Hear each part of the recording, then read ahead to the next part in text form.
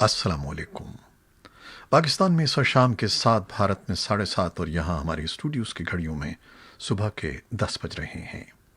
Voice of America Washington की Urdu service से मैं हूँ खालिद हमीद, ख़बरों के एक बुलेटिन के साथ। अमरीका के मुख्तलिफ शहरों में स्याहफाम शख्स जॉर्ज फ्लॉयड की हलाकत के खिलाफ मुजाहरों का सिलसिला जारी है। जुमेरात को फ्लॉयड की याद में तकारीब का एहतमाम किया गया, जिनमें कई नामवर शख्सियात ने शिरकत की। रियासत मिनेसोटा के शहर मिनेपोलिस में फ्लॉयड की याद में होने वाली मरकजी तकरीब में उन्हें एक अच्छे बाप और फैमिली मैन के उन्वान से याद किया गया। मिनेपोलिस की नॉर्थ सेंट्रल यूनिवर्सिटी में होने वाली इस तकरीब में मिनेसोटा की सेनेटर एमी क्लॉपचर और अमरीकी कांग्रेस के मुतअद्दिद अरकान के अलावा कई नामवर शख्सियात ने भी शिरकत की। तकरीब में शरीक लोगों ने जॉर्ज फ्लॉयड की याद में 8 मिनट 46 सेकंड्स की खामोशी इख्तियार की। ये दौरानिया उतना था जितने वक्त के लिए 25 मई को पुलिस अफसर डेरिक चावन ने जॉर्ज फ्लॉयड की गर्दन को घुटने से दबाए रखा था। जॉर्ज फ्लॉयड के भाई फ्लोनिस फ्लॉयड भी तकरीब में शरीक थे। उन्होंने जॉर्ज के साथ बचपन में गुजरे वक्त को याद किया। मिनियापोलिस के अलावा न्यूयॉर्क के इलाके ब्रुकलिन में भी एक यादगारी तकरीब मुनक्किद की गई, जिसमें जॉर्ज फ्लॉयड के एक और भाई टेरेंस फ्लॉयड ने शिरकत की। जुमेरात को जॉर्ज फ्लॉयड की याद में मुनक्किद की जाने वाली इस नौयत की तकारीब का ये पहला दिन था। जॉर्ज की याद में 6 दिन तक मुख्तलिफ तकारीब शेड्यूल की गई हैं, जो अब मजीद 5 रोज़ जारी रहेंगी। जुमेरात को अमरीकी दारकूमत वाशिंगटन डीसी में वाक़ कैपिटल हिल की इमारत में डेमोक्रेट सेनेटर्स ने भी जॉर्ज फ्लॉयड की याद में 8 मिनट और 46 सेकंड्स की खामोशी इख्तियार की। दूसरी जानिब अमरीका के मुख्तलिफ शहरों में जॉर्ज फ्लॉयड की हलाकत के खिलाफ मुजाहरे 10वें रोज़ भी जारी रहे। न्यूयॉर्क शहर में कोरोना वायरस के खिलाफ लड़ने वाले तिब्बी अमले ने भी जॉर्ज फ्लॉयड के हक में एहतजाज किया। ये मुजाहरे मजमूई तौर पर पुरअमन रहे, ताहम कुछ वाक़यात में तशद्दुद की इत्तलात भी मौसूल हुई हैं। गुज़श्ता दिनों के मुजाहरों के बरक्स जुमेरात की शाम होने वाले मुजाहरों की शिद्दत में कदरे कमी देखी गई। न्यूयॉर्क और वाशिंगटन में ये मुजाहरे कर्फ्यू शुरू होने के बाद रात 8 बजे तक जारी रहे। वाशिंगटन के मेयर मरेल बाउजर का कहना था कि शहर में कर्फ्यू हटाया जा रहा है, ताहम उनके बयान से वाज़ेह नहीं होता कि कर्फ्यू मुस्तकिल तौर पर हटाया जा रहा है या आर्जी तौर पर। मिलिट्री पुलिस और मुतअद्दिद वफाकी एजेंसियों के कानून का निफाज करने वाले यूनिट्स वाशिंगटन में मौजूद रहे और उनकी मौजूदगी से शहरी इंतज़ामिया और वफाकी हुकूमत के दरमियान तनाज़े की कैफियत सामने आई। मरियल बाउजर का कहना था कि हम वाशिंगटन के बाहर से मिलिट्री और फौजियों की मौजूदगी चाहते हैं। शहरी इंतज़ामिया के एहलकारों का मुतालबा था कि मुजाहरों के दौरान वफाकी इदारों की कार्रवाई वाइट हाउस और उससे मुल्हिका लाफा स्क्वायर के इर्द गिर्द इलाके तक महदूद रहे। वाशिंगटन पोस्ट के मुताबिक वाशिंगटन में नेशनल गार्ड्स के 2 एहलकार जुमेरात की रात लाफा पार्क में तूफान और शदीद बारिश के दौरान बिजली गिरने से जख्मी हो गए। इन एहलकारों को शदीद चोटें आने पर करीबी अस्पताल मुंतकिल कर दिया गया। ताहम शहर के आग बुझाने वाले महकमे के तर्जुमान का कहना था कि दोनों एहलकारों की हालत खतरे से बाहर है। इस मौके पर मौजूद सैकड़ों मुजाहिरीन में से किसी के जख्मी होने की कोई इत्तला मौसूल नहीं हुई है। वाशिंगटन में कल हफ्ते के रोज़ बड़े एहतजाजी मुजाहरे की तवक्को है। और अमरीका में सरकर्दा मुसलमान तंजीमों के सरबराहों ने नस्ली इम्तियाज़ के खिलाफ जारी तहरीकों की हिमायत का ऐलान किया है। अमरीका भर की मुसलमान तंजीमों एडम्स, इस्ना, केयर और मिशिगन के इस्लामी मरकज़ ने वॉइस ऑफ अमेरिका की उर्दू सर्विस से अलहदा इंटरव्यूज़ में बताया कि मुसलमान तारिकीन वतन अमरीका में तमाम बरादरियों में बराबरी और इंसाफ को अपना मुश्तरका मकसद तस्वुर करते हैं। हमारी साथी नीलोफर मुगल से गुफ्तगू में उन्होंने बताया कि इस्लामोफोबिया और नस्ली इम्तियाज़ दोनों बाहम जुड़े हुए हैं और उनका तदारुक ज़रूरी है।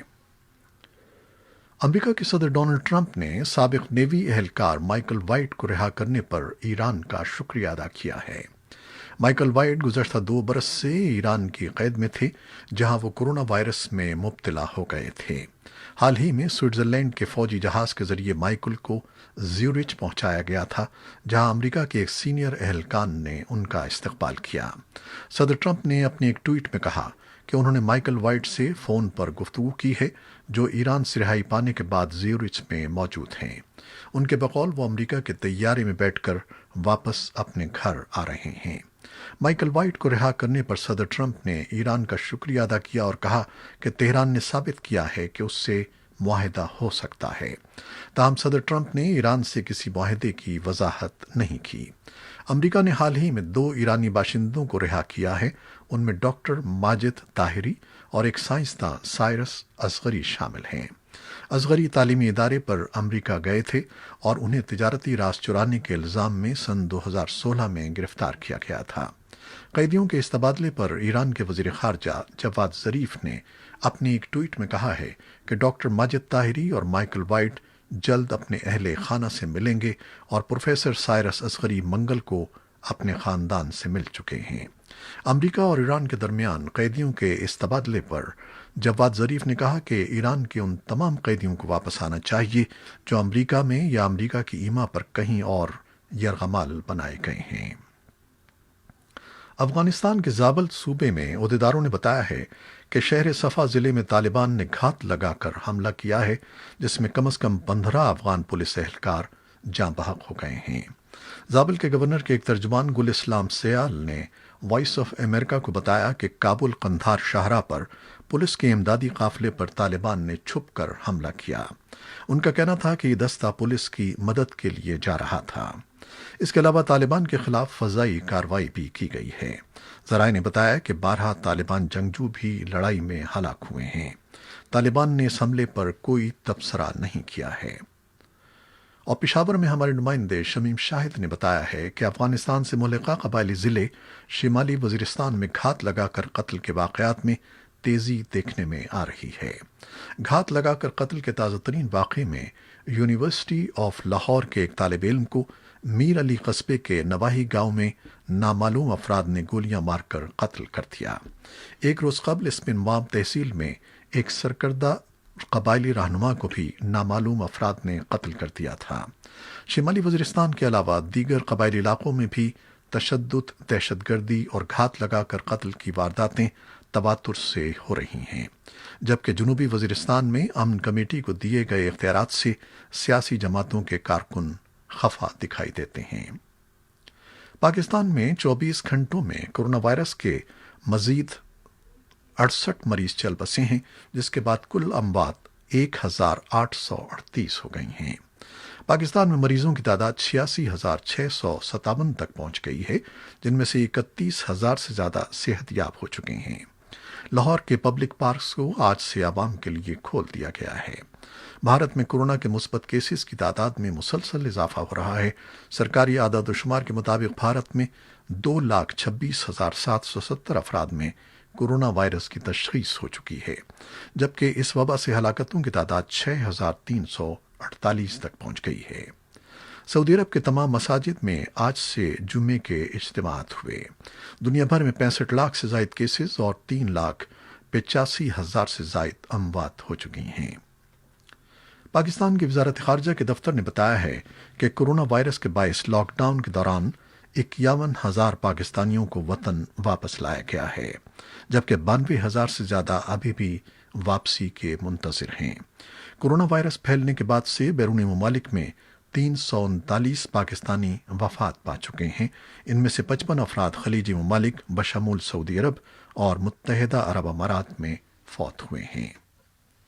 پاکستان میں سینٹ اجلاس کے دوران حکومت کی طرف سے بتایا گیا ہے کہ کورونا وائرس کے بعد پیدا ہونے والے بحران کی وجہ سے ملک میں 30 لاکھ افراد بے روزگار ہو سکتے ہیں۔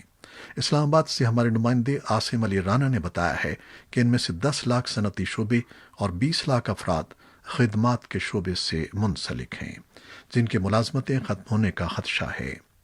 سینٹ کے اجلاس میں اسٹیل ملز سے ملازمین کو نکالنے کے معاملے پر بھی بھرپور احتجاج کیا گیا۔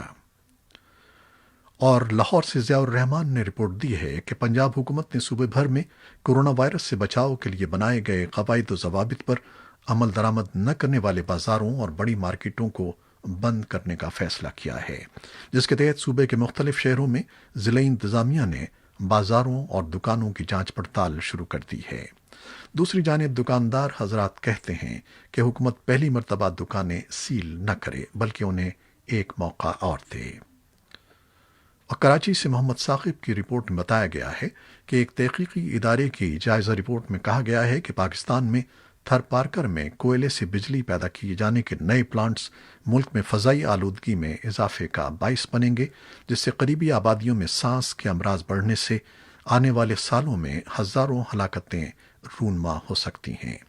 تاہم بعض ماہرین کا کہنا ہے کہ پاکستان جیسے خطے میں واقع وہاں کوئلے سے آلودگی کے اثرات کم پائے جاتے ہیں۔